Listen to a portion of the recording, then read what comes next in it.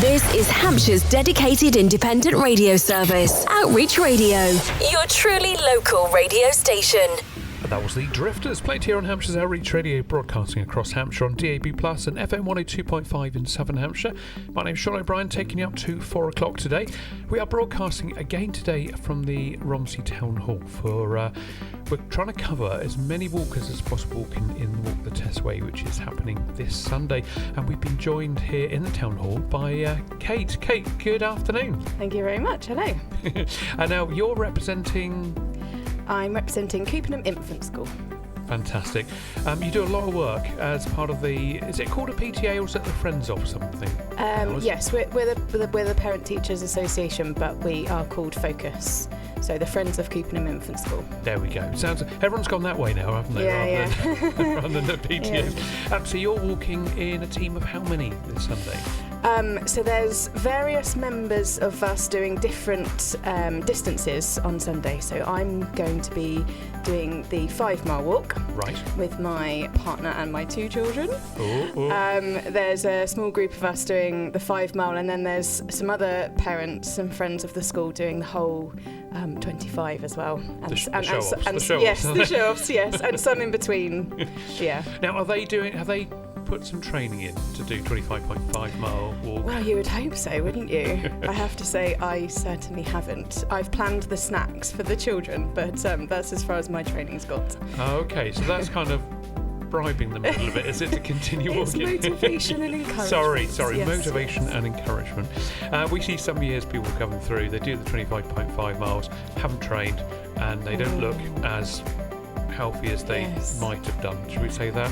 Some turn up with ill-fitting footwear and all sorts of Well, things. I know for sure that one of the other parents has been wearing her walking shoes up and down for the school run, so wearing them that's in. exactly what you should be Professional, doing. isn't it? That's Definitely.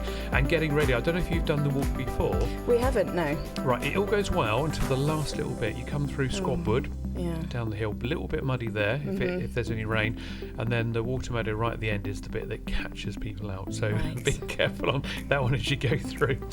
So let's talk about more of the PTA and what it is you get up to, what you're raising money for, and what's happened this year, and what's the focus on going forward. Brilliant, yeah, thank you. So we're a group of parents of children at the school, and we get together to organise events throughout the year, things that the school children and the families can get involved in. So we've got a disco coming up, we're doing an autumn fair, we do an Easter bonanza, and different sort of ways, interesting creative ways that we can kind of raise money for the school, really. So and engage with the community. You're right in the middle of lots of houses there, aren't you? Yes, we are. Yeah, it's a busy old school. We're a big school. We've got about 250 children, so there's a big community up there. That is a big community, and hopefully people get involved, getting behind you. They do, yeah.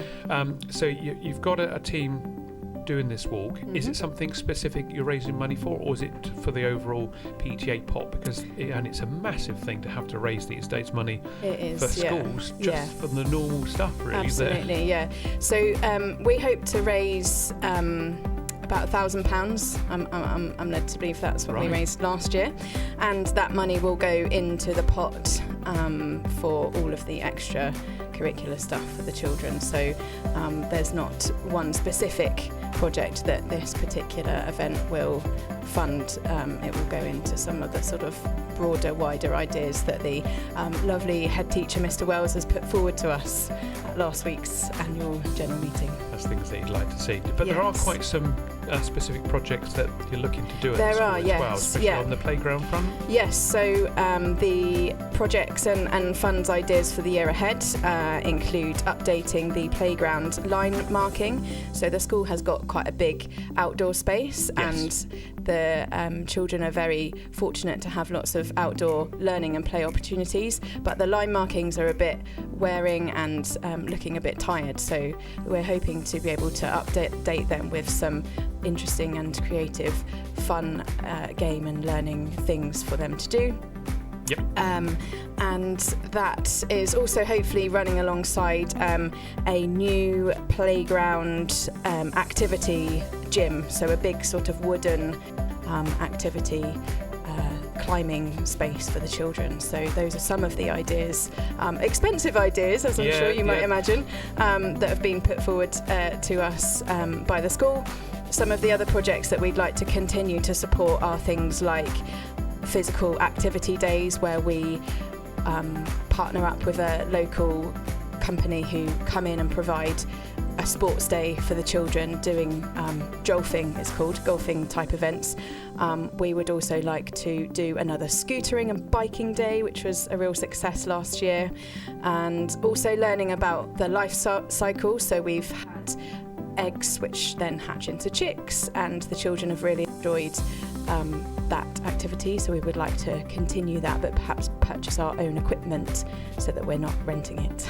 I think that's amazing, because I think it's so important these days. Children lose touch of where things come from, how it all works, and to have it in front of them and see it happen.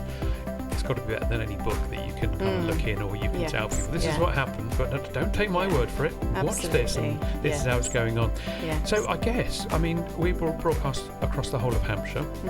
If there's a company listening that could help out maybe with some of these projects, it might be an idea to get into contact with you if they can help out in any way to make that this would be fantastic. come true. It's always good to have projects in your mind, because that's what focuses you to work towards, rather than a never-ending pit of money that kind of gets scooped off for something. So you know, well, we're never short for ideas. No. Last always year, something, isn't there? Absolutely. Last year we had a new bike shelter at the school, so the children now have an undercover safe space inside the school playground to park their bikes and their scooters. And I believe that was exactly, as you say, one of those projects where we teamed up with a local company who were able to come in and provide that for us. So that was absolutely fantastic. That is good, and also encourages children to come in on their bikes, come down on the cars, and all that sort of thing. And there's a lot to be said for outdoor activities, which a lot of children are.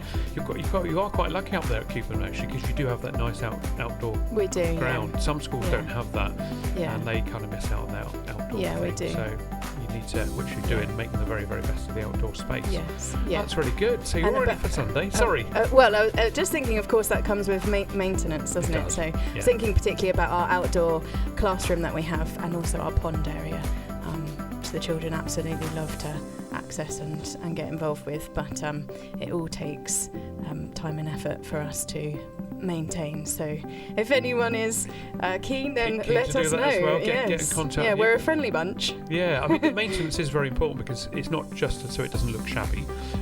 You've got to keep it safe for children as well. Make sure it's okay.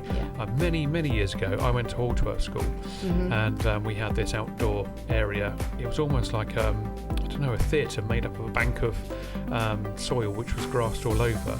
And you did kind of plays and stuff inside. Oh, fantastic. And it really made it feel so much nicer than being inside in the pool to be able to do that outside, weather permitting, of course. Yes, absolutely. But that was lovely, so I do understand fully that's fantastic. what it's like for the children to get out. We have a courtyard sensory garden at the school, which has been funded by Focus, and Mr. Wells talked last week at the AGM about when he arrived at the school about 5 years ago, I believe, and this courtyard was just concrete and very unappealing space, and now it's a fantastic sensory garden with some amazing sort of sensory things for the children to be able to access. I think Mr. Wells also goes out there on his lunch break with his laptop sometimes. Don't blame him. So that's an available space for the children to use, and that just wouldn't be there if the school wasn't able to.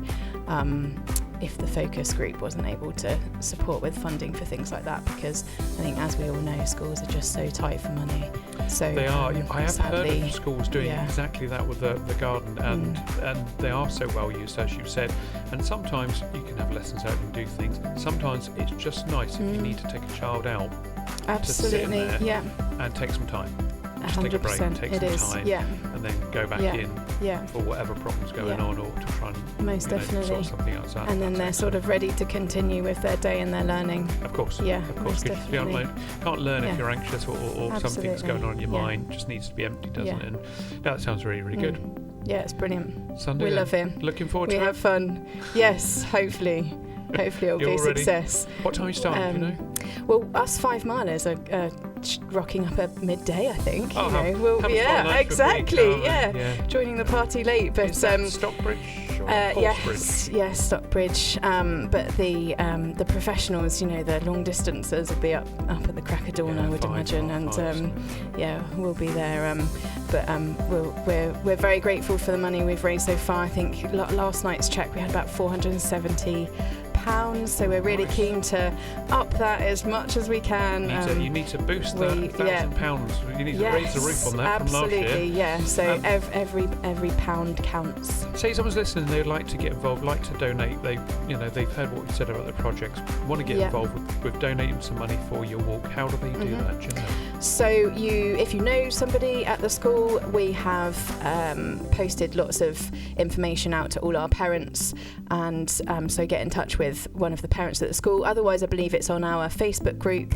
I think you can probably find us, Cupernham Infant School, on Facebook, or just contact the school directly. We will make it easy for you to donate. Throw your money our way. Absolutely, yes. So come on, people, especially people in Cupernham around Romsey. If everyone just gave a couple of £1 each, that would you'd be have fantastic. Loads of money, and it wouldn't be arduous for many people, wouldn't it? Yes. Very, very good luck with that. We'll be there on the finish line. Would you come up and talk to us after? I'd love to, yes. I'd like to know how you feel afterwards. Yeah. That would be good. You'll be there to cheer us through the finish line. We'll be playing the music, we'll be on the PA, we'll be doing live broadcast as well, so we'll be there. Brilliant. Come up and see us and we'll have another chat with you. That would be lovely. Thanks ever so much. Kate from Cupernham Infant School, thank you so much. Brilliant, thank you. Thank you. Bye. This is Outreach Radio. Outreach